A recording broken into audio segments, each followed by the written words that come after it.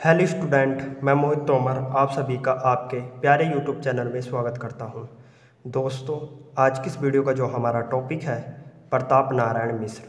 तो दोस्तों, आज की इस वीडियो में मैं आपको प्रताप नारायण मिश्र का जीवन परिचय और रचनाएं लिखवाने वाला हूं कि आप किस तरीके से क्लास 9th एनसीईआरटी के हिंदी के एग्ज़ाम में प्रताप नारायण मिश्र का जीवन परिचय और रचनाएं लिखेंगे।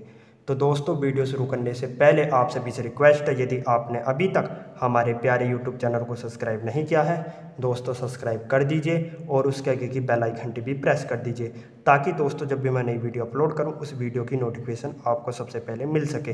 तो शुरू करते हैं दोस्तों आज की इस वीडियो को।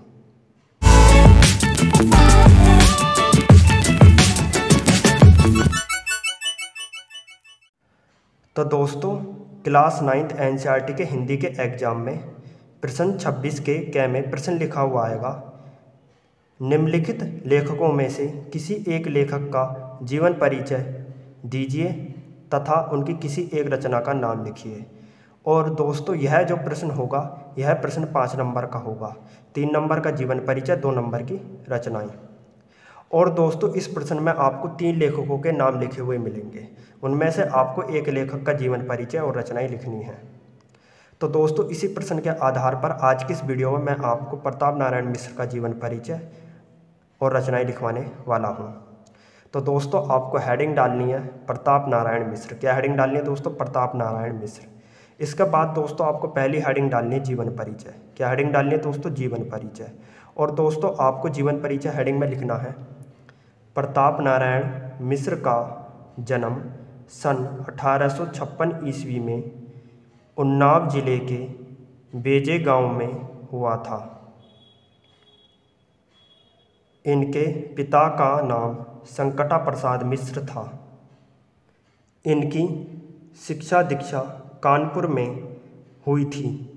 मिश्र जी साहित्यकार होने के साथ सामाजिक जीवन से जुड़े थे और देश में जो नवजागरण की लहर आ रही थी उसके प्रति भी सचेत थे। वास्तव में नवजागरण का संदेश जीवन तक पहुंचाने के लिए इन्होंने साहित्य सेवा का व्रत लिया और ब्राह्मण पत्र के आजीवन संपादक रहे। मिश्र जी बहुमुखी प्रतिभा और विविध रुचियों के धनी थे। मिश्र जी भारतेंदु जी के व्यक्तित्व से अत्यधिक प्रभावित थे तथा उन्हें अपना गुरु मानते थे। कानपुर में 38 वर्ष की अल्पायु में ही सन 1894 ईस्वी में इनका निधन हो गया। तो दोस्तों, ये था प्रताप नारायण मिश्र का जीवन परिचय, जो कि आपको जीवन परिचय हेडिंग में लिखना है सेम इसी तरीके से। इसके बाद दोस्तों आपको हेडिंग डालनी है रचनाएं। क्या हेडिंग डालनी है दोस्तों? रचनाएं। तो दोस्तों, मैंने पहले से हेडिंग डाल रखी है रचनाएं। क्या हेडिंग डाल रखी है? रचनाएं। तो दोस्तों, अब आपको प्रताप नारायण मिश्र की वो रचनाएं लिखनी हैं जो कि उन्होंने अपने जीवन में लिखी थी। तो दोस्तों, आपको रचनाएं हेडिंग में हेडिंग डालनी है निबंध संग्रह। क्या हेडिंग डालनी है दोस्तों? निबंध संग्रह। तो दोस्तों, अब आपको बताना है कि प्रताप नारायण मिश्र ने निबंध संग्रह में कौन कौन सी रचनाएं लिखी थी। तो दोस्तों, आपको इस हेडिंग में लिखना है निबंध नवनीत, प्रताप समीक्षा, प्रताप पीयूष। तो दोस्तों, ये वो रचनाएं हैं जो प्रताप नारायण मिश्र ने निबंध संग्रह में लिखी थी अपने जीवन में। निबंध नवनीत, प्रताप समीक्षा, प्रताप पीयूष, ये प्रताप नारायण मिश्र द्वारा लिखी हुई रचनाएं हैं जो कि उन्होंने निबंध संग्रह में लिखी थी। इसके बाद दोस्तों आपको अगली हेडिंग डालनी है नाटक। क्या हेडिंग डालनी है दोस्तों? नाटक। अब दोस्तों, नाटक में आपको वह रचनाएं लिखनी है जो प्रताप नारायण मिश्र ने अपने जीवन में लिखी थी नाटक विधा में। तो दोस्तों, गौ संकट, भारत दुर्दशा, कली प्रभाव। तो दोस्तों, ये वो रचनाएं हैं जो प्रताप नारायण मिश्र ने नाटक में लिखी थी अपने जीवन में।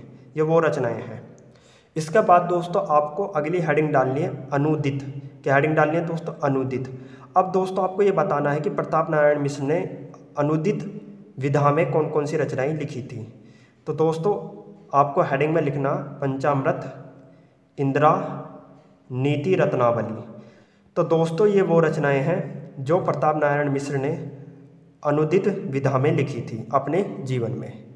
तो दोस्तों मैंने प्रताप नारायण मिश्र का जीवन परिचय और रचनाएं लिखवा दी हैं।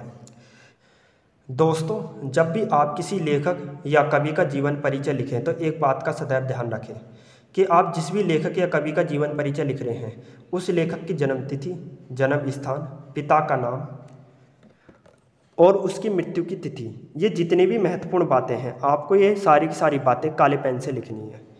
अब दोस्तों इससे होगा क्या, यदि दोस्तों आप इन महत्वपूर्ण बातों को काले पेन से लिखेंगे तो इससे ये होगा कि जो भी एग्जामिनर आपकी काफ़ी चेक करेगा उस एग्जामिनर को जीवन परिचय की महत्वपूर्ण बातें साफ साफ अलग दिख जाएंगी, क्योंकि आपने अलग पेन से लिखी होंगी ये बातें, तो उसे काफ़ी चेक करने में आसानी होगी। यदि उसे दोस्तों काफ़ी चेक करने में आसानी होगी तो उसे आपको नंबर देने में भी आसानी होगी, हो सकता है वो आपको 5 में से 5 नंबर दे दे।